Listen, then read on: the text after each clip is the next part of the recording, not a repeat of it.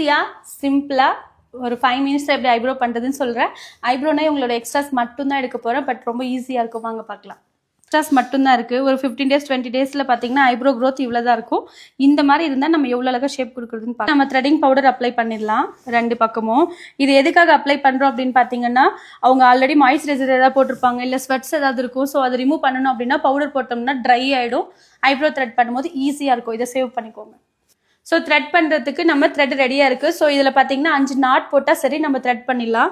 So as usual இந்த corner எடுத்துகிட்டு நம்ம பூ கட்டுற மாதிரி இந்த மாதிரி கையை ஆப்போசிட்டில் வச்சு 1 2 3 4 5 இது இப்படியே வச்சோம் அப்படின்னா லூஸ் ஆகிடும். ஸோ இந்த இடத்துல இருக்கிற ஃபிங்கரையும் நம்ம லாக் பண்ணிக்கலாம். லாக் பண்ணிவிட்டு இங்கே எக்ஸ்ட்ராஸ் இருக்கிறத நம்ம தம் ஃபிங்கர் வச்சு டைட்டாக பிடிச்சோன்னா த்ரெட் பண்ணுறதுக்கு ஈஸியாக இருக்கும். அதுமே நம்ம இந்த இன்னர் கார்னர்லேருந்து தான் ஸ்டார்ட் பண்ணணும். ஸோ இந்த மாதிரி 5 நாட் போட்டுட்டு எக்ஸ்ட்ராஸை பார்த்தீங்கன்னா இந்த சிங்கிள் த்ரெட்டில் வச்சு லைன் பண்ணிட்டோம் அப்படின்னா இங்கே பார்த்தீங்கன்னா எக்ஸ்ட்ராஸ் மட்டும் இந்த வீக்குள்ளே லாக் ஆகிடும். ஸோ இப்போ பார்த்தீங்கன்னா இந்த டவுன் சைடு ஃபுல்லாகவே கிளியராக ஷேப் கொடுத்துட்டோம்.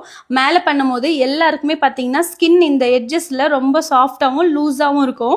ஸோ ஒரு சிலர் பார்த்தீங்கன்னா இந்த இடத்துல கையே பிடிக்காம பண்ணிடுவாங்க. அப்படி பண்ணும்போது கண்டிப்பாக ஸ்கின் கட் ஆகிறதுக்கு 99% வாய்ப்பு இருக்குது. ஸோ நம்ம டைட்டாக எப்படி பிடிக்கணும்னா கீழே ஹோல்டு பண்ணிவிட்டு மேலே ஒருத்தர் இப்படி டைட்டாக லிஃப்ட் பண்ணும்போது இங்கே பாருங்கள் ஸ்கின் நல்லா டைட் ஆகும்.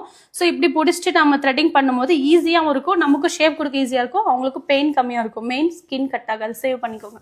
பார்த்தீங்கன்னா இப்படி இழுக்கும் போது ஸ்ட்ரைட்டாக இருக்கா, இந்த ஸ்ட்ரைட்டில் எது எக்ஸ்ட்ராவாக இருக்கோ அதை மட்டும் இந்த மாதிரி லைன் பண்ணிவிட்டு எக்ஸ்ட்ரா ஃபுல்லாக இந்த வீலை வச்சு லாக் பண்ணோம் அப்படின்னா கிளியராக எல்லாமே வந்துடும்.